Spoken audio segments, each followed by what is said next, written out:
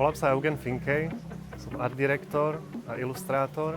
Pochádzam z Trenčína, preto som bol veľmi rád, že som mohol vytvoriť ilustráciu manifestu, čo bol vlastne ten úplne prvý úvodný výbuch kreativity a kultúry v Trenčíne.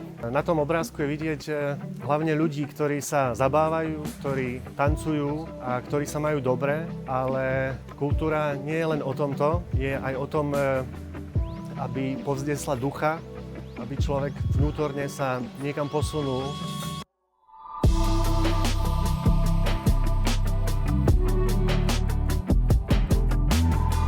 Volám sa Pavla Hrdlíková-Pádivá a som autorkou printu Mesto ako javisko.